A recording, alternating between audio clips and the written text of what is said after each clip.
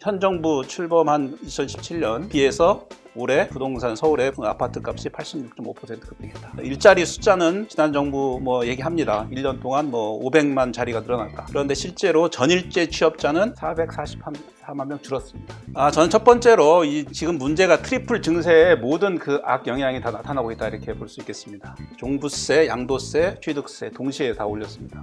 그래서 이제 저는 제일 먼저 중요한 것은 이중과세하고 징벌적 성격을 제거해야 된다고 생각합니다. 이 세율 구조를 보면은 세상 이런 세율 구조가 어디 있어요? 한국이 이제 종부세 폭탄을 때릴 때 선진국은 보유세 거래세를 낮췄다. 이 담세율이 1% 증가하면 경제 성장률이 직접적으로 0.2% 감소하고요. 간접적인 GDP 성장까지 고려하면은 GDP 성장이 2.6% 감소, 즉 2.8%가 감소할 수 있다는 거예요. 우리 기업의 해외 투자가 외국 기업의 한국 투자를 엄청나게 증가를 하고 있어요. 차이가 엄청 커지고 있다는 얘기죠. 한국 기업들은 떠나고 외국 기업들은 안 들어오고.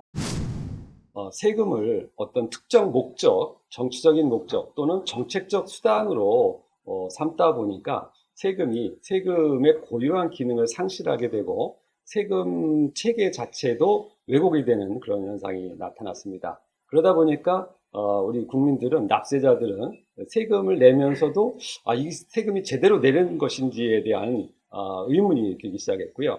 또 그러다 보니까 이 세금은 제대로 걷는 거야, 아니면 또 이 세금은 너무 과한 거야 라고 하는 이러한 다툼이 계속 이어지고 있습니다.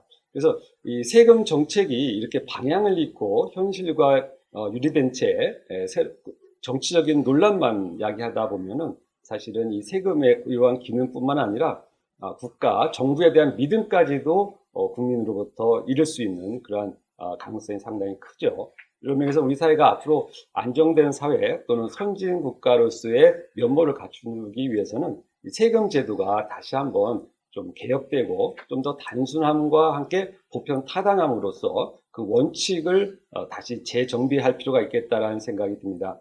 그래서 앞으로 새 정부는 어떻게 세제 개편을 이루어 나가야 할지 이 부분에 대한 전문가의 의견을 한번 같이 듣고 좋은 토론을 함으로 인해서 우리가 앞으로 다가올 새로운 정부 그리고 새로운 시대를 맞는데 큰 의미가 있지 않을까 싶습니다. 오늘 의원님과 함께 그리고 또 전문가와 함께 하는 이 시간 굉장히 뜻깊고 감사하다는 말씀을 드리면서 인사드리겠습니다. 감사합니다. 부동산, 청년 그리고 다양한 그 이슈를 가지고 우리 자유기업원과 같이 공동 토론회를 하는데 네 번째 논의 주제가 바로 세제 개편 방향입니다. 또 지금 이제 대선 국면에서 여러 가지 또 공약도 개발해야 되는 상황인데 이 주제가 아주 중요한 주제 같아서 굉장히 반갑고요. 좋은 말씀을 많이 기대를 하겠습니다. 특히 이렇게 바쁘신 가운데서 시간을 내어주신 김태희 교수님, 이영환 교수님, 이성범 교수님, 원윤희 교수님, 홍기훈 교수님 감사드립니다. 특히 원윤희 교수님은 제가 서울시립대학교에서 교수로 근무할 때 총장님이셔서 감히 쳐다보기가 좀 힘든 상황이었는데 이제 저는 또 사직을 하고 여기에 와 있고 교수님께서 또 이렇게 후학을 가르치고 계셔서 든든합니다. 예. 이 세금 문제는 아까 우리 원장님께서도 말씀해 주셨습니다만 참 어려운 문제 같습니다. 최근에 종부세 보면은 참 말하는 것도 그렇고 다루는 것도 그렇고 참 어떻게 이렇게 세금을 이렇게 다룰까. 국민 여러분 세금 내주셔서 감사합니다. 이런 얘기도 좀 해야 되는 거 아닌가 이런 생각도 들고 또 몇 년 전에 세금 잘 걷었다고 국세청 직원한테 대통령이 핏자를 쫙 돌렸어요. 그래서 제가 그때 기자 한 분이 전화를 했길래 제가 그랬습니다. 아니 세금을 걷느라고 수고했다고 핏자를 줄 거면 세금 낸 사람들은 안심이나 등심은 줘야 되는 거 아니냐. 예, 낸 사람은 뭐냐. 걷는 사람한테만 핏자 주냐. 예, 그렇게 세금 문제를 아주 가볍게 생각하고 세금을 벌금으로 생각하는 그런 이상한 사고가 정말 팽배해 있는 것 같습니다. 2%만 내니까 98%는 안 내니까 상관없다. 2%는 국민이 아닌가요? 2%도 엄연한 국민이고 지금 대략 한 법인 합쳐서 한 95만 정도 95만 명이 내는데 95만 명이면 어마어마한 분들인데 그분들을 마치 이렇게 퍼센트로 해가지고 이분들은 국민도 아닌 것처럼 그분들은 고통을 느끼면서 세금을 내는데 그분들이 낼 때 느끼는 고통은 별 문제 없는 거다라는 그런 식의 발언을 들으면서 참 아주 국민들한테 대한 기본적 예의가 없다라는 생각이 듭니다. 이재명 후보는 상위 10%에 못 들면서 손해볼까봐 국토 보유세를 또 반대하는 것은 바보짓이다. 또 이런 얘기도 했는데 국토 보유세는 또 이거 어떻게 거들라고 그러는지 참 이거 할 말이 없습니다만 재산세도 토지분, 주택분이 있는 것처럼 주택 관련 종부세, 그러니까 토지 관련 종부세죠, 이제. 이것까지 또 도입을 하면은 도대체 부동산에 대해서 세금을 4개를, 보유세만 4가지를 낸다는 얘기인데, 이렇게 했을 때 어떤 그 부작용이 있는지에 대해서도 잘 따져봐야 되는데, 그런 것도 좀 부족한 것 같습니다. 이런 그 과세에 대한 본질적 인식, 그리고 세금을 내는 국민에 대한 존경과 어떤 미안함, 이런 것들이 전혀 없이 아주 뻔뻔하게 그냥 뭐 당연히 내야 되고 굉장히 아주 벌금 또는 벌 주듯이 그렇게 생각을 하는 이런 부분을 조금 고민을 해보면서 바꿔야 될 건 바꿔야 되지 않나 그런 생각이 듭니다. 오늘 잘 듣고 또 좋은 말씀 많이 잘 듣도록 하겠습니다. 그리고 조금 일찍 일어나도록 양해해 주시고요. 저도 전에 교수할 때는 이렇게 끝까지 안 앉아있고 일어나는지 맨날 욕하고 그랬는데 제가 그렇게 돼버렸습니다. 그래서 그런 부분에 대해서도 미리 양해를 구하고요. 좋은 말씀 기대하겠습니다. 감사합니다. 여러분 안녕하세요. 저 김태기 교수입니다.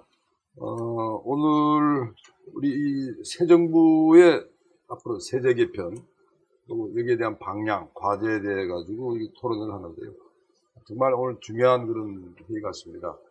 그 사이에 지금 우리나라 국민들한테 싹 머리 박혀 있는 거는 세금 낭비, 그다음 재정 중독 이런 거 아닌가 생각하는데요. 우리 경제는 현재 저성장의 늪에 빠져 있는 것으로 평가를 받고 있습니다. 따라서 새로운 동력을 모셔가는 것이 차기 정부의 최우선 과제라고 할 수 있습니다. 물론 현 정부의 방만한 재정 운영 등으로 인해 가지고 재정 건전성 확보하는 것도 굉장히 중요하겠습니다만은 그래도 가장 먼저가 잠재 성장률을 높이는 거 아닌가라는 그런 생각을 하게 됩니다. 최근에 코로나19와 함께 급속히 진전되고 있는 4차 산업혁명 등 우리를 둘러싸고 있는 경제 환경이나 사회 환경의 급격한 변화는 새로운 패러다임으로 신속한 이동을 요구하고 있다는 것입니다. 이러한 어려움을 극복하고 새로운 패러다임을 구축하기 위해서는 무엇보다도 개별 경제 주체들의 소위 게임의 룰을 선진화하는 것이 시급합니다. 이 게임의 룰은 국민과 국가가 만드는 것이고 특히 국민이 합의를 하는 것이기 때문에 조세와 관련해서는 많은 이야기를 하지만 국민이 납부를 하는 것이지 국가가 징수하는 게 아닌 거죠. 그런데 현 정부를 보면은 국가가 징수하는 것으로 가져가고 그러다 보니까 징벌적인 조세 체제가 만들어지고 그것이 운용되고 있지 않나 그런 생각을 하게 됩니다. 어쨌든 이 게임의 룰을 선진화하는 것이 시급한데 그 중에서도 이 일관성도 없고 후진적이고 누더기 같다는 평가를 받고 있는 세제의 기본적인 틀을 선진화하는 것이 무엇보다도 절실하다고 하겠습니다. 처방을 제대로 하려고 하면은 진단이 똑바로 돼야 되지 않겠습니까? 우리 세제의 일반적인 평가는 한 5가지로 정리가 되는 것 같습니다. 건국 이후 크든 작든 거의 매년 세제가 개편되어서 게임의 룰 자체가 매우 복잡합니다. 얼마나 게임의 룰이 복잡하냐 하면은 소위 전문가라고 하는 세무사들을 통해서 양도소득세나 기타 상정세 같은 것을 세무서에 신고를 했는데도 그 신고 자체가 잘못되었다고 가산세가 부과되는 정도로 복잡하게 되어 있습니다. 세금을 내고 싶어도 낼 수 없는 세제를 현재 우리가 가지고 있다라고 말씀드릴 수 있습니다. 둘째, 이 국세가 14개 세목, 지방세가 11개 세목, 도합 25개의 세목으로 세목 자체가 지나치게 많을 뿐만 아니라 각 세목마다 가세 구간이나 세율이 복잡하여 조세로 인한 소위 자원 배분의 왜곡이 너무도 심하다고 평가를 받고 있습니다. 셋째가 각 세목마다 비과세 감면 조항이 너무 많아서 과세 기반 자체가 너무도 좁다라는 겁니다. 우리 헌법에 보면은 국민 계시주의를 천명하고 있지만 과세자 비율은 약 50% 조금 넘는 수준입니다. 그러니 조세 부담률이 20% 정도로 낮다라고 혹자들은 이야기를 하고 있고, 이것이 OECD의 평균 한 25%에 비해서 5% 정도 낮으니까 조금 더 부담할 여력이 있다라고 떠들고 있지만, 대부분 우리가 분석할 때 이상치들은 아웃라이어라고 해서 빼고 계산을 합니다. 그래서 비과세자 비율을 빼고 계산하면은 과세자 비율, 그러니까 세금을 납부하는 사람들의 평균을 대면은 저는 OECD 평균쯤 가 있을 거라고 생각을 합니다. 네 번째, 그동안 진행된 이 세제 개편은 대정요법적이어서 현재 이 디지털 경제에 순응하기가 힘들다라는 것입니다. 다섯째, 아무런 원칙도 없이 정치권의 무분별한 요구에 의해서 단행된 세원 배분의 문제 등으로 인해서 기업의 발전뿐만 아니라 지방의 지속적인 발전에도 일정 부분 한계가 있다는 것입니다. 한 5분 정도 일찍 와서 오늘 토론회의 주제 여러 군데서 이루어지고 있던데 보니까 지방자치를 갖다가 지속하기 위해서 국채를 갖다가 지방채를 좀 더 많이 이전해야 된다라는 그런 표어들이 붙어 있었는데, 사실은 그렇게 무분별하게 이전하다 보면은 기업의 발전뿐만 아니라 오히려 지방화를 갖다가 지속적으로 발전시키는 것이 아니라 잘못하면 지속적으로 악화시킬 수 있다라는 그런 연구의 결과도 있다는 것을 한번 말씀드리고 싶습니다. 어쨌든 이상과 같은 평가를 받고 있는 현행 세제의 문제점을 해결하기 위해서는 근본적인 개편이 아니라 개혁이 필요하다는 것입니다. 그럼에도 불구하고 아직까지 세제가 제대로 개편되지 못하는 이유는 세제를 개편한다는 것 자체가 현실적으로 쉽지 않다라는 것을 반증해주고 있습니다.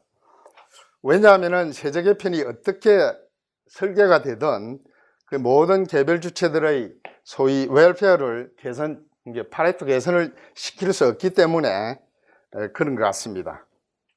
그러므로 성공적인 세제 개편을 위해서는 정치 경제학적으로 많은 난관이 있다라는 생각이 듭니다.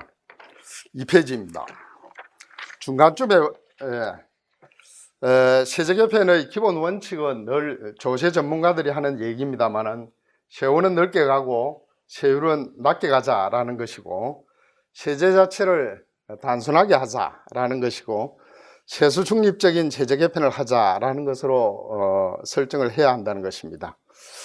이렇게 서두를 좀 지루하게 말씀드리는 이유는 세제 개편은 그 시점이 굉장히 중요하다라는 것을 말씀드리기 위해서입니다. 세제 개편의 최적의 시기는 새로운 정부가 출범할 때라고 생각이 듭니다. 그래서 차기 정부의 최우선 과제는 경제를 활성화하는 것이 되어야 되고, 성공적인 국정과제 수행을 위해서는 정권 출범 이후 최대한 빠른 시일 내에 세제 개편이 적극적으로 추진되어야 한다는 것입니다. 그 이유는 수많은 이해관계자들의 이해가 몰려있는 세제 개편은 그 시기를 놓치면 추진 동력을 확보하기 어렵기 때문입니다. 그런데 이거 역시 조세 법률주의가 되어 있어 가지고 현재의 여당이 다수의 의석을 가지고 있고 국회를 통과해야만 되다 보니까 정말 새로운 정부가 출범하더라도 그렇게 쉽지 않은 상황이 아닌가, 그런 생각도 해봅니다. 자, 다음은 이 3페이지입니다. 현황과 문제점입니다. 먼저 조세 체계가 복잡하다는 말씀을 드립니다. 지금처럼 국세가 14개, 지방세가 11개, 도합 25개의 세목은 너무 많기 때문에 세금을 내는데도 비용이 들고요, 세금을 걷는데도 비용이 많이 듭니다. 그래서 또 독립된 세원도 없이 다른 세금에 빌붙어 있는 세금도 있고, 동일한 과세 대상에 국세와 지방세가 중복적으로 부과되는 세금도 있습니다.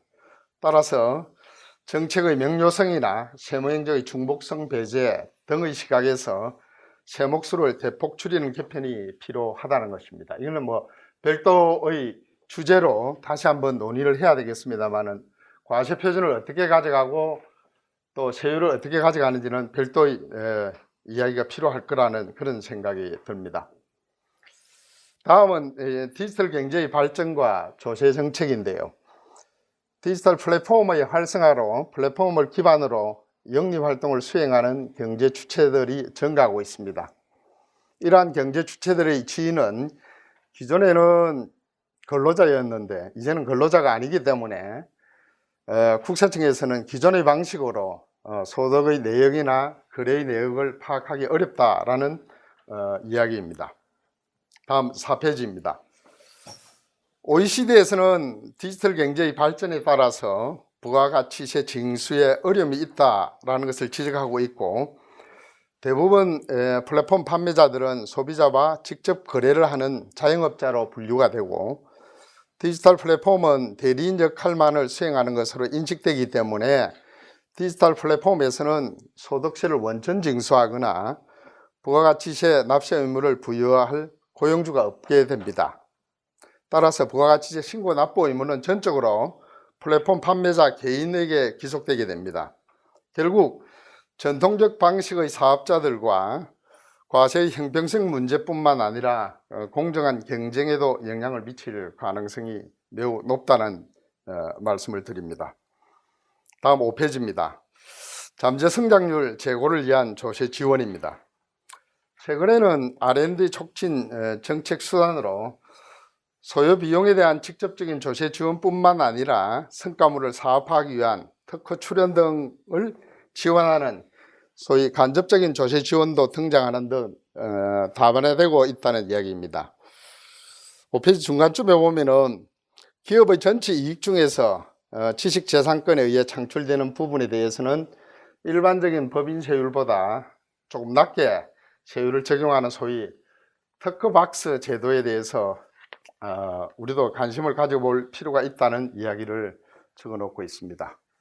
다음 6페이지인데 6페이지는 그냥 넘어가겠습니다. 7페이지입니다. 현행세법에 4차 산업 관련 R&D 투자에 대한 조세 지원이 조특법에 규정되어 있는데 금년 말로 만료가 되기 때문에 요거 적용 기간을 연장할 필요가 있다는 이야기가 적혀 있고요. 중간쯤에 보면은 디지털 경제 발전과 노동시장의 변화 이야기가 나옵니다. 4차 산업혁명으로 노동시장의 이슈 중의 하나가 노동의 총량이 과연 어떻게 될 것인가, 그리고 또 어떻게 변화할 것인가 하는 것인데, 이 부분에 대해서는 의견들이 다양하게 나와 있습니다. 소위 대체 효과, 보완 효과의 상대적인 크기가 어떻게 될 것인가에 따라서 다양한 의견들이 있는 것 같습니다. 8페이지입니다. 앞쪽에 이 정형화되지 않는 유형의 고용 증가와 로봇 등에 의해서 일자리 대체는 기존의 조세 정책에 대한 변화를 요구한다는 이야기가 나옵니다. 사실 여기서 하고 싶은 얘기는 로봇의 이야기인데요. 지면의 제약도 있고 등 해가지고 로봇을 다루지는 않았습니다만은, 로봇을 도입하면은 단기적으로 일자리 대체 효과를 늦추기 때문에 일자리 감소 축소, 그 다음에 재원조달 효과를 누릴 수는 있을 것입니다. 그러나 중장기적으로는 그것이 지속 가능하지가 않을 것 같습니다. 왜냐하면은 로봇에는 국내 기업들의 경쟁력을 상대적으로 저하시켜 기업의 일자리 자체를 줄일 가능성이 높기 때문입니다. 일자리 보존과 재원 조달 두 가지 측면에서 장기적으로 지속 가능하지 않기 때문에 로봇의 도입은 현실적으로 채택하기 어려운 그런 정책 방안이라고 할 수 있습니다.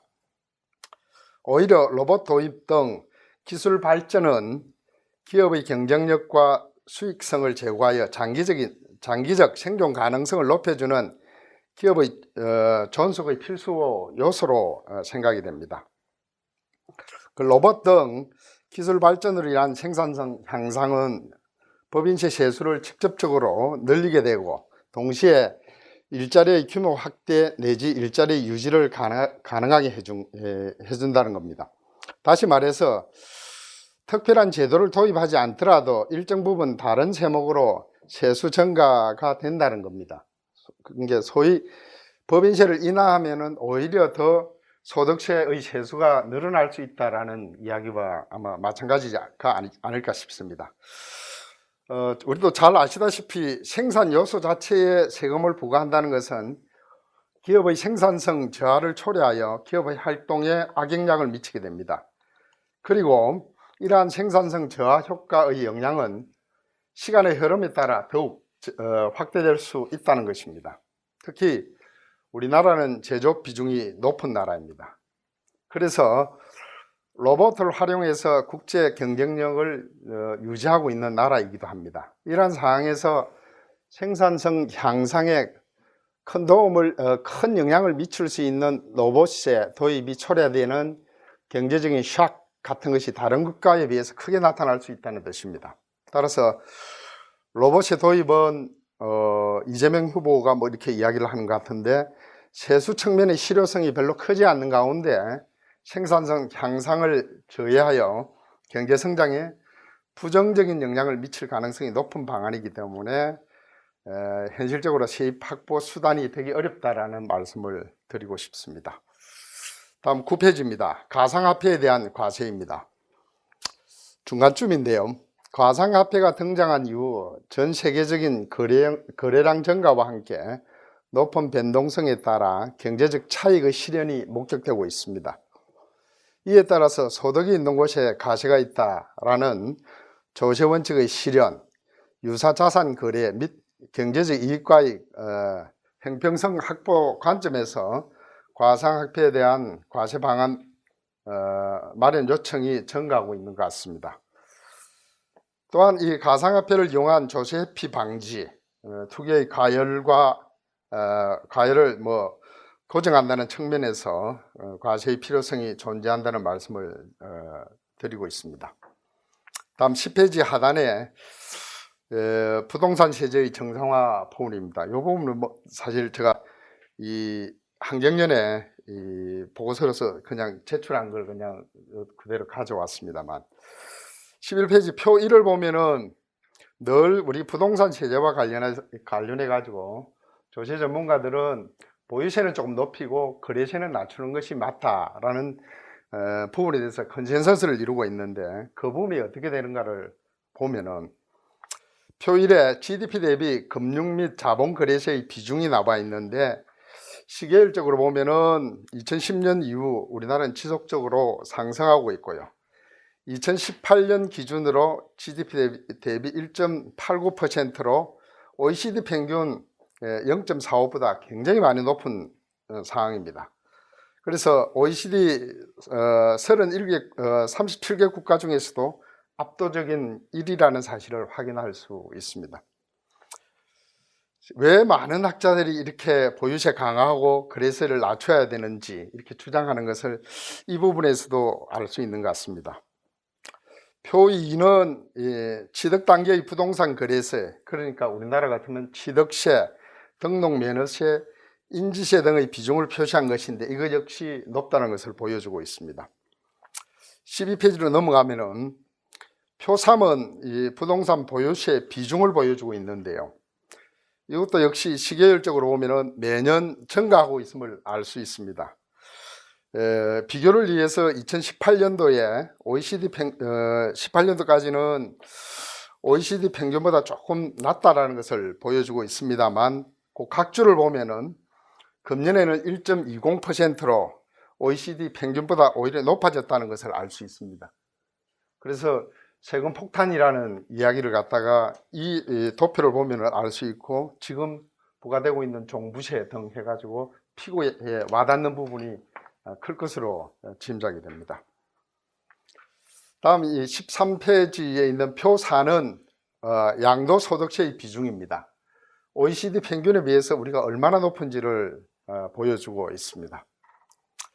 표 14페이지에 있는 페이지 14페이지에 있는 표 5는 부동산 관련 세부담을 취득 단계, 보유 단계의 세금 합계가 어느 정도 위치에 있는지 OECD 평균보다 상당히 높은 위치에 있고 여기에 양도소득세를 포함하면은 부동산 전체 거래 단계의 세금 역시 엄청나게 높다는 것을 보여주고 있습니다. 이러한 모든 단계의 주택 관련 세부담의 급격한 증가로 인해서 잠재적 매수자의 진입 장벽이 높아지고요. 주택 보유자의 경제적 부담이 매우 커지는 것과 함께 양도 의사 결정에 심각한 제약이 발생하는 것을 볼 수 있는데요. 이러한 측면을 반영하여 최근에 주택 매매 거래량 매우 위축되었고 세부담 회피를 위한 정려 등의 우회적인 거래가 급증하는 것을 볼 수 있습니다. 페이지 15와 페이지 16은 그냥 넘어가겠습니다. 페이지 17과 18에 디지털 플랫폼을 토대로 둔 개인 간의 거래 증가로 인해서 과세 대상 거래 및 경제적 이익의 파악이 어려워지고 있습니다. 이러한 변화는 국세청의 세무행정상의 어려움을 가중시키고 있으니까 이에 대한 정보 시스템 개편 필요하다는 이야기입니다. 페이지 19페이지는 지금까지 말씀드린 현황 및 문제점에 대한 차기 정부의 정책 과제입니다. 먼저 복잡한 조세 체계를 그림 1과 같이 국세 5개, 지방세 5개로 간소화할 필요가 있다는 이야기입니다. 물론 이렇게 간소화하는 데는 별도의 논의가 필요합니다. 과세 표준을 어떻게 가져갈 것이며 세율을 어떻게 가져갈 것인가는 별도의 논의가 필요하다는 말씀을 드립니다. 페이지 20페이지는 디지털 경제의 발전과 조세 정책으로 전통적인 경제와 디지털 경제 간의 형평성 문제 해결할 필요가 있다라는 것을 적어 놓고 있습니다.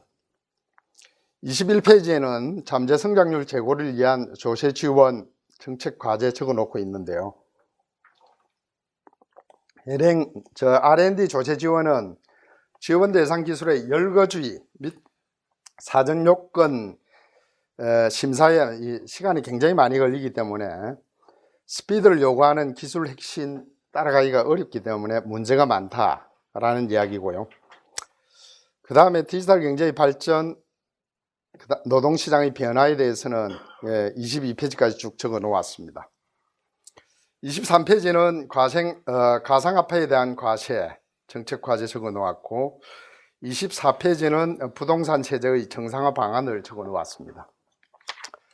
잘 아시다시피 문재인 정부의 부동산 정책은 공급 확대보다는 규제 확대고 비현실적인 조세 정책을 통해 가지고 수요를 억제하는 거였죠. 특히 납세자들의 현실적인 부담 능력 고려하지 않은 채 보유세, 양도소득세 강화로 우회적인 정려, 법인명의 부동산 거래 등과 같은 조세 회피 목적의 비정상적인 부동산 거래가 급증하였습니다. 이 같은 현실을 무시한 채 부동산 세제로 인해 정책의 의도와는 다르게 소위 자본화 효과, 동결 효과가 결합되어 가지고 부동산 거래의 위축과 함께 가격이 지속적으로 상승을 하고 이로 인해 보유세 중심으로 한 부동산 매수가 급증하는 문제점 이게 계속 악화되고 있는데 저는 개인적으로 거래세만 인하한다면은 부동산 가격이 떨어지는 것을 걱정해야 될 정도로 급속히 정상화될 수 있다라고 개인적인 생각을 가지고 있습니다. 가지고 있는데 이게 아까 말씀드렸다시피 이 세금이라고 한다는 것은 납부하는 것이고 국민들이 정하는 것인데 이걸 납부가 아니라 징수라고 생각을 하고 이걸 징벌적으로 가져가다 보니까 오히려 부동산 가격이 폭등을 한 게 아닌가 싶습니다. 그 밑에 부분들이 좀 많은데 아까 우리 존경하는 이 김태기 교수님이 20분 이내에 맞춰주면 좋겠다라고 말씀을 하셔가지고 나머지는 유인물로 가름하도록 그렇게 하겠습니다. 발표 기회를 주셔서 다시 한번 감사의 말씀을 드립니다. 앞에서 말씀하셨지만 이제 결국 새 정부에서 가장 우선적으로 해야 될 것은 먹고 사는 문제를 해결해 줘야 된다는 겁니다. 저는 그러니까 옷은 이제 다 됐으니까요. 사는 집하고 그리고 이제 그 일자리 우리 청년들에게 일자리를 만들어줘야 된다는 얘기죠. 그 좋은 일자리를 만들어줘야 된다는 얘기입니다. 그래서 주택은 단편적인 것만 보시면 우리 현 정부 출범한 2017년에 비해서 올해 부동산 서울의 아파트 값이 86.5% 급등했다. 그 이유는 뭐 너무나도 다 자명한 것입니다. 시장을 무시하고 규제와 과세 중심으로 했기 때문에 실패를 할 수밖에 없었고요. 결국 이제 앞으로의 방향은 공평과세 원칙은 철저하게 지키되 시장이 작동하도록 개편을 해야 된다는 것이 되겠습니다. 좋은 일자리 부분은 이제 청년에게 결국 그 좋은 일자리를 줘서 꿈과 희망을 줘야 되는데요. 일자리 숫자는 지난 정부 뭐 얘기합니다. 1년 동안 뭐 500만 자리가 늘어났다. 그런데 실제로 전일제 취업자는 444만 명 줄었습니다. 이거는 완전히 이제 고용의 질이 너무나도 이제 떨어지고 정말 청년들에게 꿈과 희망을 줄 수 없는 상황이다. 결국 이 땜질식 어떤 공공중심 형태의 처방 가지고는 안 된다는 얘기죠. 결국 기업이 투자를 하고 일자리를 창출해야 된다는 얘기입니다. 그래서 세제 개편 방안은 결국 기업의 글로벌 경쟁력을 강화하고 투자 활성화를 촉진시켜야 된다. 이렇게 볼 수 있겠습니다. 다음 부동산 부분 먼저 말씀드리겠습니다. 주거 안정에 기여한 합리적 과세 부분이 되겠고요. 다음. 저는 첫 번째로 지금 문제가 트리플 증세의 모든 그 악영향이 다 나타나고 있다 이렇게 볼 수 있겠습니다. 종부세, 양도세, 취득세 동시에 다 올렸습니다. 양도세 중과를 완화를 해야 됩니다. 이거는 뭐 너무나도 지금 필요한 상황이고요. 이게 이제 우리가 유예를 한번 해줬었잖아요. 그런 거 많이 팔 거라고 생각을 했는데 전혀 팔질 않습니다. 오히려 증여를 해가지고 공평과세 원칙을 오히려 훼손시키고 있습니다. 부의 대물림만 하고 있는 이런 상황이 지금 되고 있다 이렇게 볼 수 있겠고요. 그리고 이게 이제 다주택자 양도세 중과를 하니까 이제 결국 사람들은 매물을 내놓지 않는다는 얘기죠. 버티기로 들어간다는 얘기죠. 그러면은 이게 결국 공급 급감이 이루어지고 가격 상승이 악순환이 이루어지는 이런 상황이 되기 때문에 이 다주택자 특히 이제 그 우리 주택 임대 사업자로 정부가 굉장히 지원을 했었던 부분을 일시에 다 없애버리는 바람에 이분들이 이제 지금 오도 가도 못하는 상황이 됐고 종부세만 많이 부담하는 상황이 됐죠. 그래서 이 다주택자에 대한 퇴로를 제시를 해줘야 된다. 그래서 매물 풀림과 가격 안정으로 시장을 회복해야 된다는 거고요. 다음. 여러분들 이 데이터는 너무 잘 아시고 있습니다. 이거 관련된 많은 얘기들이 있지만 저는 여기서 지금 핵심적으로 봐야 될 게 뭐냐면 종부세의 법인 부담액이 급속하게 증가했다는 거예요. 이거는 무슨 얘기냐면은 법인은 기업들은 이제 또 2조 3천억 정도의 그게 만약에 저게 투자로 갔다고 생각해 보면 얼마나 많은 좋은 일자리를 창출했겠냐 얘기죠. 생각을 해봐야 된다는 얘기죠. 물론 개인들도 너무나 심각한 문제이지만 기업들에게 저렇게 부담이 많이 갔다는 것도 우리 심각하게 한번 생각해 봐야 된다는 얘기가 되겠습니다. 이게 이제 결국 이 종부세 이게 다 이제 결국 시장에서 전가가 이루어진다는 얘기를 이제 명확하게 보여주는 자료예요. 이게 이제 결국 월세, 전세 이게 이제 급등하는 이제 그런 가능성이 굉장히 높은 실제로 나타나고 있고 사람들한테 질문해 보면 다 그렇게 답변을 하고 있습니다. 내 다음 계약 만료되면 월세, 전세 올리겠다. 이런 상황이 되기 때문에 이거는 이제 결국 서민들에게 2만 명 문제가 아니고요. 10만 명, 그러니까 2% 문제가 아니고 10%, 20%, 30%전 국민의 문제가 될 수 있다는 얘기예요. 이거는. 그래서 이제 저는 제일 먼저 중요한 것은 이중과세하고 징벌적 성격을 제거를 해야 된다고 생각합니다. 이 세율 구조를 보면은 세상 이런 세율 구조가 어디 있어요? 3주택 이상, 조정 대상 지역 해서 최고 7.2%예요. 제가 미국에 이렇게 또 있어봤지만 재산세가 7.2%인 주는 하나도 없습니다. 미국에서 가장 높은 주가 3%인가 뭐 그래요. 근데 그때 거기서도 근데 이제 그 기준 가격이 시가가 아니기 때문에 우리는 지금 시가로 이제 2028년까지 90%까지 인상하겠다고 했는데 이렇게 되면 시가 오르고 세율 저러면은요 아마 전 세계에서 상상하지 못할 정도의 수준의 보유세다 이렇게 볼 수 있겠습니다. 그래서 이제 이런 부분에서 많은 이야기들이 있는데요. 결국 이 부분은 신속하게 해소를 해야 된다. 특히 재산세하고의 그 공제를 좀 많이 해줘야 된다는 얘기죠. 만약에 종부세를 상당 기간 종부세를 어느 정도 유지를 해야 된다고 보는데 그러면 이제 재산세하고의 중과 부분, 이중과세 부분은 해결을 해줘야 된다는 얘기가 되겠습니다. 한국이 이제 종부세 폭탄을 때릴 때 선진국은 보유세 거래세를 낮췄다. 이제 유경준 의원님께서 이제 또 조사한 자료 있습니다. 이 OECD 자료, 우리 국회에서 나온 조세 수치에 보면은요, 이제 소득세 보면 이제 참 한국의 이 조세 구조가 보면 아주 극명하게 보이죠. 법인세 굉장히 높습니다. 좀 이따 보면 그러니까 비중이요. 그리고 이제 그 재산세 비중도 굉장히 높아요. 그러니까 재산세라는 게 저게 다른 게 아니고, 아까 우리 이 교수님 말씀하셨던 재산의 취득, 소유, 보유, 거래, 모든 거 다 관련된 세금이거든요. 근데 이제 한국이 보면은 OECD 수준보다도 훨씬 높고, 이게 이제 G7보다도 뭐 좀 높은 수준인데, 이게 지금 올해, 내년 가면 이게 이제 엄청나게 또 증가했다는 얘기죠. 근데 여기서 우리가 한번 봐야 될 거는, 제가 지난주에 우리 생산성 학회에 토론을 했었는데요. 제가 토론한 논문이에요. 이거 뭐냐면 OECD 20개 국가를 대상으로 20년 동안 자료를 바탕으로 해서 이 재산과세, 보유, 취득, 뭐 거래 다 합쳐가지고요.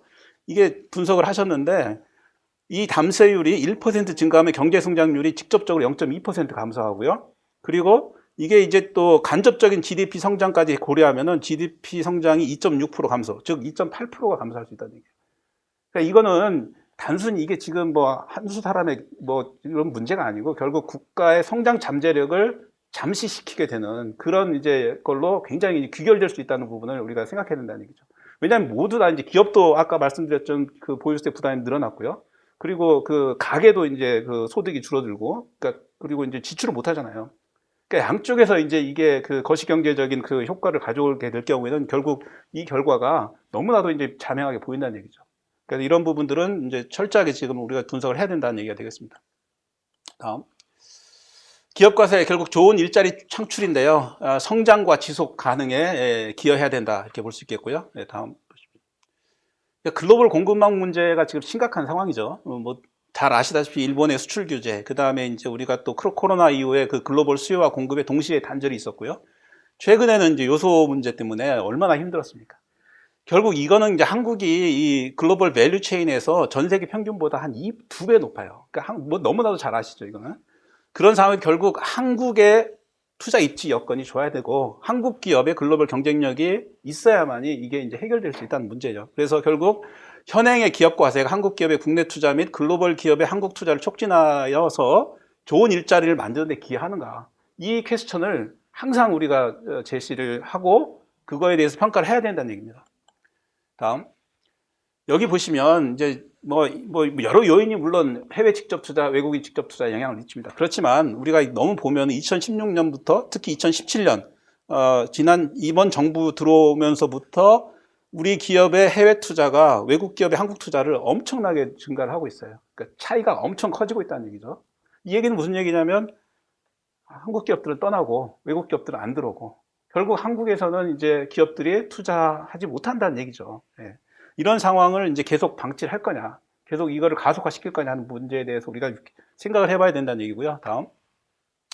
그래서 뭐 유턴 하겠다, 리쇼어링 하겠다, 뭐 정부가 무슨 여러 가지 뭐 세제 개혁도, 세제 지원 제도도 하고 했는데 아주 초라한 성적이죠. 여기 보시면 100개 정도 기업이 왔는데 그 중에서 공장 가동하는 기업은 50개도 안 되는, 50개 정도밖에 안 되는 이런 상황이라는 얘기죠. 다음. 어저께 이제 이 미국의 그 조세재단이라는 곳에서 그 글로벌 조세 경쟁력 보고서를 만들어냈어요. 여기 보면 한국은 5년 새에 17위에서 26위로 지난 정부 동안에 5년 동안 하락을 했다는 얘기죠. 이 원인은 이제 조세 부담하고 조세 체계가, 우리 이영환 교수 말씀 조세, 이게 다 문제가 있는 나라인 경우는 저렇게 하락하게 돼 있는 구조입니다. 그래서 심각한 지금 상황이다, 이렇게 볼 수 있겠습니다. 다음. 이 법인세 실효세율을 보시면은요, 이게 이제 제가 지금 자료하고는 조금 다른, 자료에 제가 숫자를 좀 잘못 봐가지고요. 어쨌든 중소기업은 13.4%이긴 한데 전체 기업은 19.1%로 급격하게 증가하고 있고요. 대기업의 경우에는 더 많이 증가하고 있다는 얘기입니다, 실효세율이. 그래서 이게 심각한 지금 상황이고요. 다음. 이 법인세 최고세율의 지난 10년 동안의 변화를 보면은요, 대부분의 OECD 국가들이 다 인하를 했어요. 인상한 나라들이 6개밖에 없어요. 나머지 6개 국가는 현상 유지했는데 한국은 3번째. 그러니까 한국 위에 지금 라트비아, 그리스 뭐 이런 나라들 정말 뭐 이 경제 규모도 작고 힘들었던 나라들인데, 결국 어느 정도 규모가 되면 사는 나라 중에 한국이 유일하게 세율을 가장 많이 오른 나라가 됐다는 얘기예요. 지난 10년 동안. 예. 다음. 여기 보시면 이제 명확하게 보여주죠. 한국이 24.2%, 이거는 이제 지방세까지 다 포함한 거고요. OECD 평균이 2011년에 25.3%, G7이 32.8%였는데 2021년에 보면 한국은 27.5%가 되고요. G7 26.7%, OECD 22.9%. 네. 법인세 부담이 이제 한국이 거의 이제 굉장히 제일 높은 수준으로 올라갔다 이렇게 볼 수 있겠고요. 다음. 법인세 체계도 이거 보십시오. 한국은 이게 4단계로 지금 돼 있잖아요. 그러니까 누진 구조로 유일한 나라입니다. 예. 이 기업에게 도대체 이제 이런 시스템을 계속 유지할 건지 한번 생각해 봐야 된다는 얘기죠. 다음. 특히 제조업 비중이 상위 높은 10개 국가, 한국이 제조업 비중이 OECD 국가 중에서 보면은 2위예요. 예. 그런데 아일랜드가 하나 있고요. 보시면 근데 이제 그 법인세율을 보면 한국은 27.5%, 나머지 국가들하고 비교해 보면 독일하고 일본 빼놓고는 우리가 제조업 비중이 높은 국가 중에서 가장 높은 법인세 최고세율을 가지고 있고요. 다음. 이게 더 중요한 건 이제 한계 실효세율이죠. 투자를 추가적으로 할 때 세율을 얼마나 부담을 받느냐 하는 부분인데요. 이게 이제 2005년하고 2014년을 비교해 봤는데 한국이 2014년에서 순위가 3등으로 올라갔어요. 그러니까 투자 한계세율을, 한계 실효세율이 굉장히 높은 나라로 바뀐 거죠. 근데 여기서 프랑스하고 미국을 보시면 이게 이제 2014년 자료를 가지고 분석을 한 거거든요. 그러니까 이게 무슨 2014년에 저 세율을 프랑스하고 미국의 세율을 보면 30몇 %예요. 근데 프랑스는 올해 작년에 보면 10%를 법인세를 인하했어요. 10%포인트 인하한 거예요. 10%포인트 인하하고 미국은 13%포인트 인하했어요. 그러면 이제 결국 이 나머지 나라들은 다 세율을 인하했고, 그러면 이거를 한 번 더 만약에 올해 기준으로 이 분석을 다시 한다고 그러면 한국은 아마 1등이 돼 있을 거예요. 투자 한계세율이.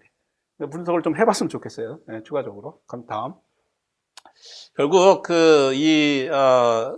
결국 기업 과세 개편은 법인세율을 직접적으로 인하하던가 아니면 조금 더 정밀하게 기업의 행동, 즉 투자를 더 많이 할 수 있도록 하는 그런 투자세액공제, 이거를 확충하는 이런 식의 정책이 필요하고요. 특히 좋은 일자리는 결국 혁신에서 나오는 건데, 혁신을 촉진하기 위한 R&D 투자, R&D 활동을 위한 특허박스 제도, 우리 또 연구인력개발 조세 특례 이런 것들을 좀 확충을 해가지고 좋은 일자리 창출에 기업이 적극 나설 수 있도록 세제를 개편해야 된다 이렇게 볼 수 있겠습니다. 다음. 이 포인트는 원래 수준으로 좀 인하했으면 좋겠다 이런 생각이고요. 다음. 투자세액 공제 아까 제가 말씀드렸고, 특히 이제 2월 결성금 공제도 좀 확대를 해가지고 이 기업의 유동성 위기를 좀 극복할 수 있도록 해줘야 된다. 예, 다음. 2020년에 올해부터 이제 통합투자세액공제라는 거를 이렇게 도입을 했어요. 이거 도입할 때 굉장히 많은 포장이 돼 있었어요. 이게 단순화시키고 이렇게 더 많이 준다 이런 식이 됐었는데, 이거를 자세히 들여다보면은요, 실제적으로는 모든 기업, 대기업, 중견기업, 중소기업 전부 다 실질적으로 투자세액 공제 효과가 줄어드는 그런 효과를 보일 수 있다 이렇게 판단이 됩니다. 다음. 그래서 결국 이제 지금 코로나 위기 상황이고, 결국 기업이 투자를 활성화시키기 위해서는 과거에 우리가 이것저것 다 따지지 않고 그냥 투자만 하면 세액공제를 해주는 그 임시투자 세액공제를 좀 한시적으로 좀 도입을 하는 것이 굉장히 필요하다 이렇게 판단이 됩니다. 다음.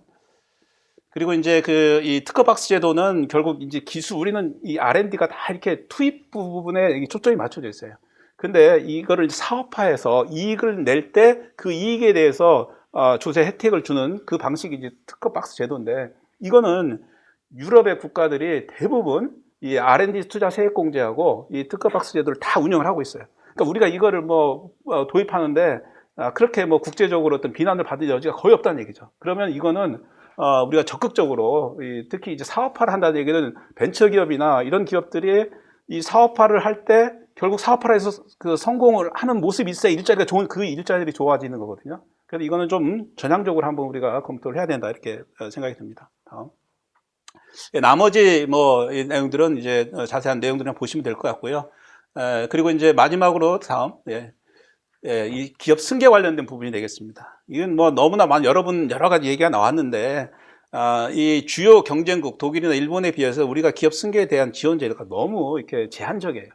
다음 한번 보시겠습니다. 다음. 상속세를 보시면 우리 직계가지고 이거 보면 60%잖아요. 이거 이제 기업 승계에 대해서 최고 60% 되는 얘기죠. 다음. 이 OECD 회원국 상속 증여세 총 세수 차지하는 비 한국이 전세 OECD 중에 제일 높습니다. 다음. 이게 이제 독일의 제도를 우리가 거의 가지고 왔어요. 가져왔는데, 독일의 기업 승계 제도를 가져왔는데, 실제로 운영하는 형태를 보시면 이 표에서 명확하게 보이죠. 2014년부터 19년까지 데이터가 어베일러블한 상황을 제가 다 들여보면은, 독일의 경우에는 한 22,000건 평균. 매년 연평균 22,000건이 이 기업 승계로 이 혜택을 주고 있고요. 한국은 그 100분의 1% 수준, 226건밖에 안 됩니다.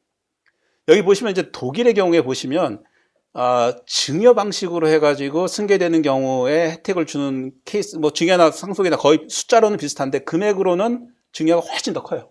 이건 무슨 얘기냐면은 우리도 이제 그 증여, 그 가업 승계에 대한 증여 특례가 있긴 한데 증여의 경우에는 결국 창업자 또는 지금 현재 오너가 자기 자녀에게 충분한 경영 수업을 시킨다는 얘기예요. 그러니까 충분한 경영 수업을 시키면서 기업은 계속 선대부터 있었던 그 경쟁력을 계속 이제 발전시키는 이런 구조가 독일의 구조라는 거예요. 근데 우리는 전체적인 숫자도 뭐 미약하고 뭐 그렇다는 얘기죠, 지금 보면. 그래서 이 부분에 있어서는 뭐 자세한 내용들을 우리 전문가들이 많이 분석해 놓은 게 있습니다. 결국 이거는 좀 전향적으로 우리가 생각해 봐야 된다는 얘기죠. 다음. 뭐 일본의 경우에 지금 10년 동안 거의 승계하는 거 관련해서 세금 없게 해주고 있어요. 예. 다음. 예, 그래서 우리가 이제 승계 부분은 뭐 대기업 여러 가지 이제 문제가 있을 수 있어요. 그렇지만은 이제 이런 대기업하고 중소기업은 조금 구분해서 볼 필요가 있다. 대기업의 경우에는 이게 지금 12조를 삼성그룹이 내는데 이건 역사상 전 세계 역사상 이 정도 세금을 상속세를 내는 기업은 없었어요. 우리가 이거는 이제 그 지분을 만약에 팔아가지고 이걸 부담을 하게 될 경우에 결국 경영권 방어에 큰 문제가 있을 수 있다 이렇게 볼 수 있겠고요. 결국 이런 차원에서 대기업은 접근해야 될 것 같고 중소기업의 경우에는 아까 말씀드렸듯이 체화된 노하우, 기술 이전 이런 것을 보장해 줄 수 있는 형태 이런 형태로 제도를 개편하는 게 필요하다 이렇게 볼 수 있겠습니다. 이상으로 발표를 마치겠습니다. 감사합니다. 뭐죠? 이거 세금을 국민들한테 뭐 그냥 어떻게 본다 그러면 뭐 징벌이란 말씀하셨는데 사실 이제 국민들의 재산권을 침해하는 거죠. 열심히 벌었던 돈을 전부가 다 걷어가는 거죠. 그래서 사실 이렇게 해가지고 돌아오는 부분은 일자리가 없어지고 그리고 집값은 폭등하고 아마 이게 제가 볼 때는 이게 세금의 어떤 문제인데 어쩌면 지금 이 세금 문제에 대해 가지고 이 정부는 계속 피해 나가는 거예요. 이 세금에 관련된 이제 인식인데 저도 이 민주주의 역사는 조세 저항의 역사다라고 항상 얘기를 합니다. 우리가 보통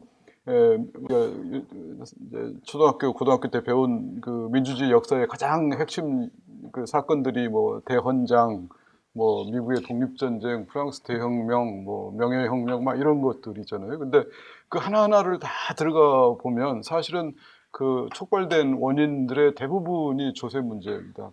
어떤 일정한 그 계층, 특정한 계층이 과도한 부담을 했는데 그것이 이제 사회가 이걸 잘 해결하지 못한다거나 이걸 이제 특정한 계층의 어떤 불만들을 어떤 사회 시스템이 잘 이렇게 조화하고 이렇게 정비해주지 못하면 그 표출이 결국은 큰 나라 프랑스 대혁명은 결국 혁명이 일어나서 이제 나라가 완전히 뒤집힌 거고 우리나라도 사실 마찬가지죠. 그 비슷한 시기에 영조의 뭐 균역법이 1750년이거든요. 그러니까 이제 뭐 그럴 때도 이제 그때 군역이라는 것을 이제 그 양반들이 조선 초기는 같이 졌는데 나중에 가다 보면 결국은 이제 힘없고 돈 없는 이제 평민들만 계속 그 부담을 떠안아서 그게 이제 불만이 표출되고 그에 대한 개혁을 결국은 끝까지 이루지 못했죠. 균역법이라고 하지만 그건 이제 반쯤의 성공이었던 거고 그러다 보면 나라가 결국 이렇게 쇠약해지는 그런 과정을 거친 게 아닌가 싶습니다. 이제 그만큼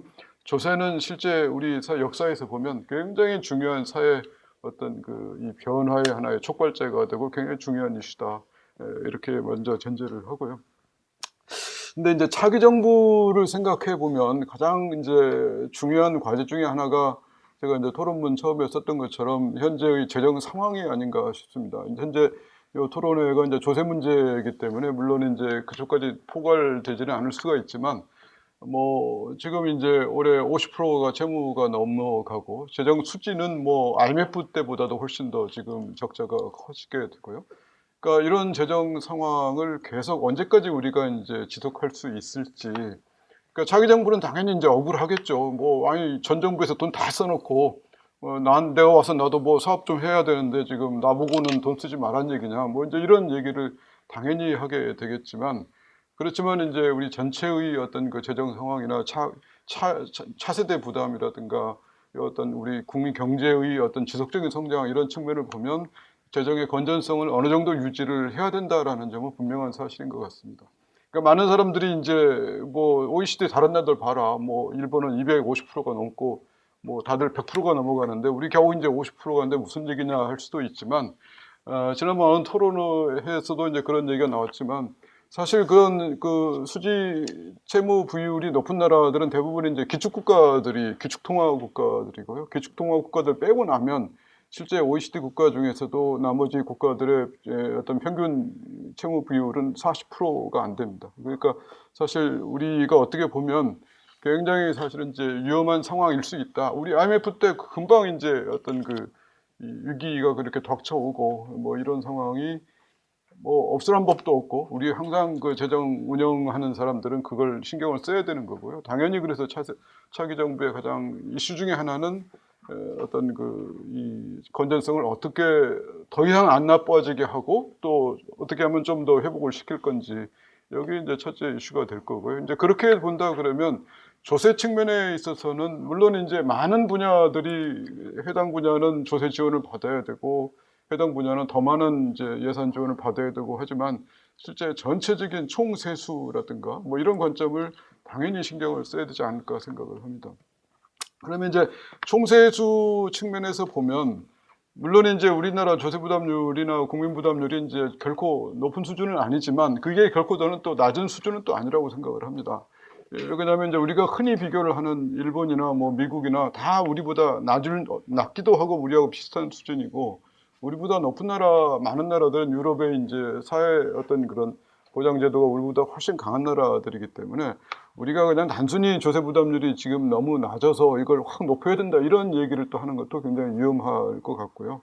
다만 이제 현재의 어떤 조세 구조 전체를 한번 살펴보는 필요는 있다.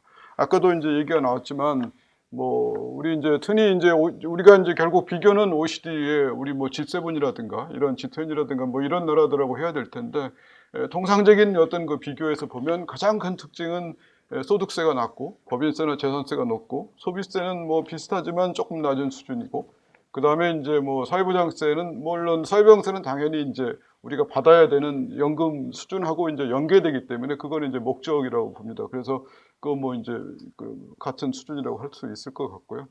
결국 이렇게 보면 이제 소득세나 재산세, 법인세 뭐 이런 쪽에서 과연 거시적으로 어떻게 가야 되는지에 대한 방향은 나오지 않을까.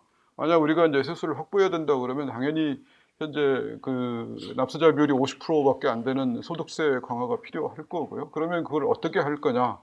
소득세는 저는 이제 뭐 소득세 비중이 높은 뭐 이 유럽의 국가들이나 많은 나라들이 결국은 이제 보편적 증세를 합니다.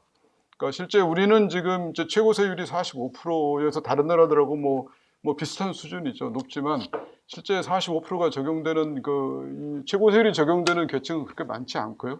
실제 스웨덴이나 뭐 노르웨이나 많은 나라들의 세율 구조를 보면 GDP의 한 1.5배?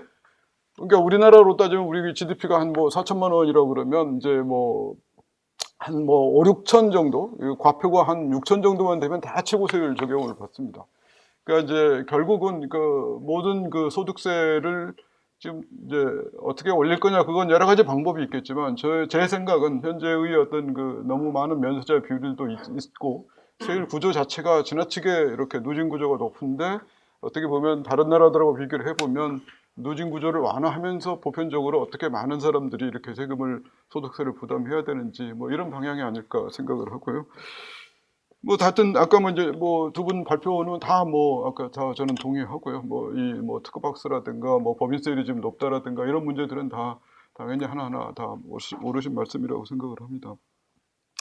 그다음에 이제 부동산 세제 부분은 저는 이제 이 문재인 정부의 부동산에 대한 관점은 아마 이제 물론 여러 가지 다른 것도 있겠지만 가장 핵심 중에 하나는 이렇게 가격이 오르는 건 이제 투기 때문에 그렇고, 특히 이제 다주택자처럼 주택을 여러 채를 가진 사람들의 투기가 가장 큰 이유 중에 하나고, 따라서 이걸 해결하기 위해서는 다주택자를 중심으로 한 투기 세력에 대해서 중과를 해야 되고, 그 다음에 이제 뭐 양도세를 인하해야 된다는 요구가 엄청나게 많지만, 저도 어떤 회의를 가보면 양도세 인하에 대해서는 우리는 도저히 못 받는다 이런 얘기를 합니다. 그러니까 왜 그러냐면, 아니 그 불로소득을 그러면 그냥 놔두고 이제 그냥 가지고 가라는 얘기냐, 그 불로소득을 어떻게 그냥 주냐, 뭐 이런 얘기들을 하는 겁니다. 그러니까 이제 고민이죠. 그러니까 이제 공급을 확대하기 위해서 양도세를 좀 완화해가지고 공급을 확대해야 되겠지만, 실제 어떤 그 정책을 하는 젊은 의원들 얘기를 들어보면, 그러면 이 어마어마하게 오른 양도 차익을 그럼 다 그 사람들한테 주란 얘기냐, 뭐 이런 관점들이 있다는 겁니다. 그래서 하여튼 그런 인식이 현재 문재인 정부의 인식인 것 같고요. 근데 이제 저도 이제 아까 여러 이제 부동산 세제 얘기 다 이제 오랜 말씀인데, 저도 이제 또 생각을 해보면 저는 너무 우리 부동산 시장을 부동산만 보는 게 아닌가. 사실은 우리 현재 부동산이 오르는 건 우리나라만의 문제는 아니고요. 세계 모든 나라들이 지금 오르고 있거든요. 그러니까 이제 IMF 그 홈페이지에 가보시면 세계 60개국 이렇게 비교를 해놨는데, 우리가 한 20번째? 뭐 그 정도 수준입니다. 우리보다 훨씬 많이 오른 나라들이 굉장히 많습니다. 미국도 많이 올랐고, 그러니까 이건 결국은 이제 2008년 세계 금융위기 이후에 많은 나라들이 이제 영장 완화했고 저금리 했고, 이런 상황에서 이제 돈이 어마어마하게 유동성이 많아져 있는데, 이 돈이 어디로 갈 거냐의 문제가 아닌가 생각을 합니다. 크게 보면 결국은 이제 우리나라 많은 나라들이 이 돈이 이제 결국은 두 가지밖에 없잖아요. 저한테 예를 돈이 만약 10억 있다. 그럼 어떻게 하겠습니까? 결국은 뭐 은행에 뭐 예금을 하든 주식 투자를 하든 금융으로 가든지 아니면 부동산 사든지, 이렇게 두 가지밖에 없거든요. 근데 이제 결국은 부동산으로 많이 몰린다는 얘기는 상대적으로 이쪽 주식시장, 금융시장 쪽으로 많이 안 간다는 얘기겠죠. 그래서 이제 저는 큰 방향의 부동산의 정책의 방향은 꼭 부동산만 포커싱해서 그 중에 진짜 뭐 수요 쪽만 포커싱해서 볼 게 아니고 굉장히 더 넓게 봐야 된다. 특히 이제 제일 먼저 봐야 될 것은 이제 자본시장부터 먼저 봐서 돈이 어떻게 하면 자본시장 쪽으로 조금 더 가고 그 돈이 우리나라 기업들한테 들어가서 미래 투자를 위해서 활용될 수 있도록 하는 것이 정부의 큰 역할 중에 하나가 아닐까 하는 생각을 해봅니다.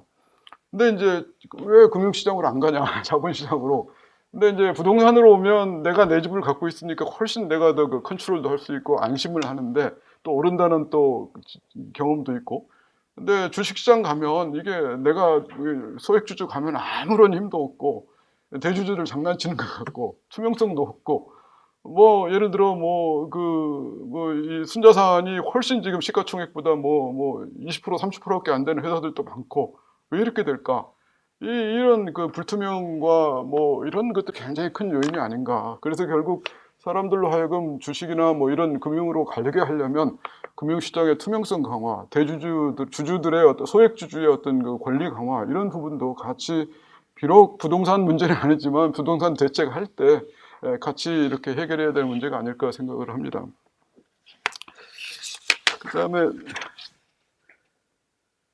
그다음에 이제 또 하나 부동산 쪽에서 저는 그때 이제 말씀 안 나온 것 중에 하나가, 저는 법적 안정성이 굉장히 중요한 게 아닌가.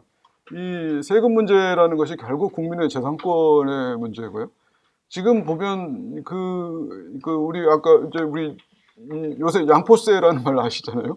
양도소득세를 포기한 세무사 해가지고 얼마나 세금이 자주 바뀌고 어렵고 하면 세무사가 양도소득세 안 받으려고 합니다. 그거 괜히 잘못 받아서 나중에 추징당하면 자기가 돈 물어줘야 되거든요. 그러니까 저도 가까운 세무사 중에 하나가 몇 천만 원 물어준 사람을 봤습니다. 계산 잘못해서. 이런 세금이 어디 있습니까? 그리고 이제 법적 안정성이 이렇게 단순히 어렵고 복잡하다는 문제도 있지만, 또 한편으로는 이게 국민의 재산권에 얼마나 많은 지대한 영향을 미치는데, 이걸 그냥 아무렇지도 않게 툭툭 던지고 아무렇지도 않게 툭툭 개정하고 이러는 거거든요. 그러니까 사실 세금 문제는 그만큼 좀 안정적이고 사람들이 예측할 수 있고 거기에 따라서 사람들이 경제 활동을 하기 때문에 경제의 예측, 미래 예측을 어느 정도는 가능할 수 있도록, 특히 부동산은 이제 굉장히 큰 돈들이 오고 가기 때문에 그걸 막 그냥 뭐 몇 달 단위로 뭐 이렇게 안 하면 뭐 세금이 막 2배로 뛰고 이런 것은 없어야 되는 게 아닌가. 이건 어떻게 보면 국민의 헌법상의 권리를 침해하는 그런 측면도 있다고 저는 생각을 합니다. 그다음에 이제 벌칙성 종부세는 당연히 이제 개정을 해야 되고요. 근데 이제 종부세의 성격을 어떻게 규정을 할 거냐? 저는 이제 종부세가 어떻게 보면 우리나라의 부유세 아닌가 하는 부유세죠. 어떻게 보면 이제 사실 보면 유럽의 많은 나라들이 부유세를 했고요. 지금 프랑스가 마크롱 대통령 들어와서 이제 원래 유럽의 부유세는 이제 금융과 부동산을 합친 자산에 대해서 과세를 하지만 프랑스가 이제 마크롱 대통령 들어와서 이제 금융을 빼고 현재는 부동산만 가지고 부유세를 합니다. 그러니까 이제 우리나라 종부세하고 사실은 같죠. 우리나라 종부세하고. 그래서 우리 종부세를 만약 그 부유세 개념으로 보면 그 상위 이제 1%나 진짜 아주 부자들이 진짜 너블리스 어블리제이 개념으로 뭔가 사회에 기여한다는 개념을 가질 수 있는 세금으로 만들어야 되는 게 아닌가. 지금처럼 죄악시하고 이 사람 완전히 투기했다고 나쁜 놈이라고 그러고 이렇게 그냥 재산을 뺏어가고 이런 형태의 세금은 결코 그런 의미, 원래 의미의 세금이 아니고 존치를 하더라도 뭔가 그런 개념, 내는 사람이 진짜 스스로 내가 참 사회에 기여한다는까지는 아니어도 뭐 이렇게 억울하지는 않네. 뭐 이 정도 세금으로 이렇게 만들어야 되는 게 아닌가 하는 생각이 듭니다. 마지막 하나만 더 얘기하겠습니다. 그 조세책의 단순화 목적세 뭐 요 부분은 이영환 교수님 의견에 다 동의하고요. 이렇게 단순해야 된다는 말은 맞는데, 근데 이제 사실 그 세목 수 자체가 문제는 아닌 것 같아요. 뭐 예를 들어 법인세, 소득세 통합해서 법인세 한다고 해서 그게 뭐 두 개를 하나로 두고 했는데 이게 어차피 내용 안에 뭐 장을 바꿔서 절을 바꿔서 같은 내용이 다 들어가 있다면 뭐 큰 의미는 없지 않나. 다만 이제 뭐 부가세라든가 목적세라든가 이런 부분들은 굉장히 이제 뭔가 개편, 목적세는 항상 우리가 이제 특정 재원을, 일정한 재원을 특정 목적에 사전에 할당을 하기 때문에 문제고, 그게 그래서 이제 다른 데는 돈이 막 필요한데 이쪽은 돈이 남아들고 뭐 이런 것 때문에 목적세를 비판을 하는 거잖아요. 그래서 근데 이제 사실 우리가 법적으로는 지금 목적세가 국세는 3개밖에 없지만 진짜 많은 목적세가 있습니다. 뭐 법에 보면 우리 승용차에 대한 개별 소비세는 다 교통으로, 특별히 교통으로 들어가거든요. 그다음에 뭐 철도 차량에 대한 관세는 다 또 교통으로 들어갑니다. 그러니까 이런 거 다 따지면 목적세는 어마어마하게 많고요. 가장 범위를 넓혀보면 저는 그게 제일 현재 고쳐야 될 것 중에 하나는 지방교육재정 교부금이라고 생각합니다. 학생 수는 해마다 뭐 5%씩 계속 줄어가는데 이 내국세 상승률에 따라서 해마다 5 내지 10%씩 지방 교육비는 계속 올라가야 되고, 내국세 19.23%가 이렇게 정해져 있기 때문에, 그러니까 이런 부분들은 진짜 그 돈이 그렇게 다 거기 가서 다 초중등으로 다 써야 되는지, 통계를 보시면 OECD 국가 중에 학생 1인당 초중등 교육비하고 학생 1인당 고등교육 교육비가 역전된 나라는 우리나라밖에 없습니다. 학생 1인당 대학생 교육비가 1인당 이 초등학교, 이 초중등 교육비보다 낮습니다. 그건 우리나라밖에 없습니다. 이게 바로 교육재정 교부금의 문제고요. 그게 이제 과연, 물론 이제 거기 교육하신 분들은 그래도 부족하다. 더 학생 수도 줄여야 되고 뭐 이렇게 얘기를 하지만, 사실은 그런 전체적인 그 교육 재원 뭐 이런 부분들을 돈의 효과성 같은 걸 다 따져봐서 개편을 해야 될 게 아닌가 생각을 합니다. 이사님. 결국 세금 많이 걷어가지고 민생 도탄 이렇게, 그다음 이제 재정도 도탄한다는 이런 말씀하셨는데, 아마 제가 볼 때는 지금 우리나라에서 가장 이 코미디가 이런 것 같아요. 평등을 참 좋아하잖아요, 우리나라 사람들. 저도 평등 좋아합니다. 그러면 세금 어떻게 될까요? 그 유럽이 하듯이, 진짜 유럽이 평등을 하듯이 우리도 보편 가서 해야죠. 그게 평등입니다. 근데 진짜 평등을 말하는 사람들은 항상 차별 가서 해야 돼요. 근데 그게 대부분 뭐 2% 해가지고, 그게 제가 볼 때는 우리의 현재 어떻게 보면 진보라고 하는 분들, 그리고 우리 국민들을 가지고 현혹시키는 파퓰리즘의 대가가 아닌가 생각합니다. 현 정부의 그 특징은 국가의 여러 경제, 사회 모든 정책보다도 이러한 거에 대한 효과를 보는 것보다 조세 정책이 가장 앞서 있는 그런 특징적인 정부였다. 저는 그렇게 보고, 이 조세만, 이게 잘 조세 정책만 되면 국가의 모든 사회, 문화, 경제 모든 것들이 다 통제 가능하다고 보는 식견이 강한 정부였다. 그렇게 봅니다. 결론적으로 저는 그거 동의할 수 없습니다. 어느 나라도 세법만 바꾸면 경제가 모든 게 다 돌아간다면 못 사는 나라도 없고 뭐 다 원하는 대로 될 것입니다. 얼마나 쉽습니까? 세법 가서 국회에서 그냥 땅땅땅 때리면 세법만 바꾸면 되는 것입니다. 조세를 가지고 부동산을 풀어보고, 조세를 가지고 국민복지를 풀어보고, 뭐 조세 가지고 다 하는 것이 그렇게 쉬운 그런 정책 수단이 아닙니다. 그런 측면에서 보면 그러한 식견 속에서 모든 것들이 이루어졌기 때문에 현재의 조세 정책은 비정상적인 조세 정책이다 저는 보고, 조속히 정상화되어야 한다 하는 것이 저의 기본 핵심이며, 그에 따라서 제가 말씀을 드리고자 하는 것입니다. 우선 소득세제는 우리나라가 현 정부 들어서 OECD 국가에서 19위였어요. 최고 세율로. 근데 13위로 이렇게 올라갔습니다. 그것도 그런 것은 무엇을 의미합니까? 다른 나라에 비해서 세율을 올린 대표적인 국가가 되었습니다. 국민들에게 세금을 많이 걷겠다고 하는 그런 측면이 강했다고 볼 수 있는 거죠. 그 다음으로 법인세제에서도 보면 최고 세율이요. 실효세율은 국가별 비교는 너무나 어렵고 누가 이렇게 발표해도요 신뢰할 수 없는 자료입니다, 사실은. 그래서 대부분은 최고 세율로 할 수밖에 없고요. 최고 세율로 봐도 21위였다가 3년 전에 지금 11위로 껑충 뛰어 올랐습니다. 이렇게 오른 것은 그야말로 기업이 국민의 후생과 국가 경제를 이끌어가는 먹거리인데, 먹거리를 쥐짜게 만드는 그런 구조 속에서는 풀릴 수가 있는 게 없습니다. 말하자면 고용을 비롯해서 모든 것들이 제대로 돌아갈 수가 없다는 것입니다. 그리고 상속증여세 문제도 그렇습니다. 1999년도에 세법을 바꾸고 한 번도 바꾼 적이 없습니다.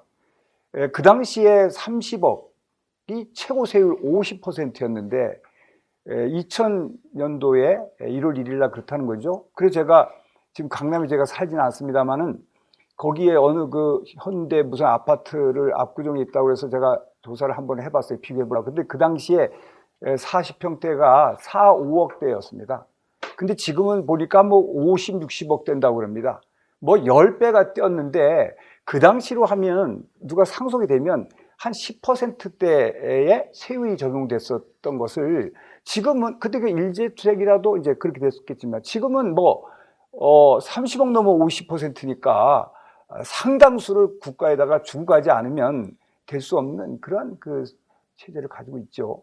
기업은 뭐 말할 것도 없이, 아니 고용도 창출하고 종부세를 먹어 살리는 그런 곳에다가, 아니 금덩어리 갖고 있는 사람, 단순히 빌딩 갖고 있는 사람보다 더 세금을 때려가지고 60%를 하는, 아니 그 상식에 맞겠나 싶은, 다른 나라에 그런 게 있나요? 일부 그 주식 평가 약간의 그런 어떤 것 계산에 약간 다른 면이 있는 나라도 있긴 하지만 거의 찾아볼 수 없는, 그야말로 기업을 운영하는 사람에게 혹독한 가혹의 세제는 국민 전체에 악영향을 미치는 세제를 갖고 있다 하는 면에서 그게 이제 그 개선될 필요가 있는 그런 세금이 나왔습니다. 근데도 꼼짝 안 하고 지금도 그대로 있는 것 불합리하다고 봅니다.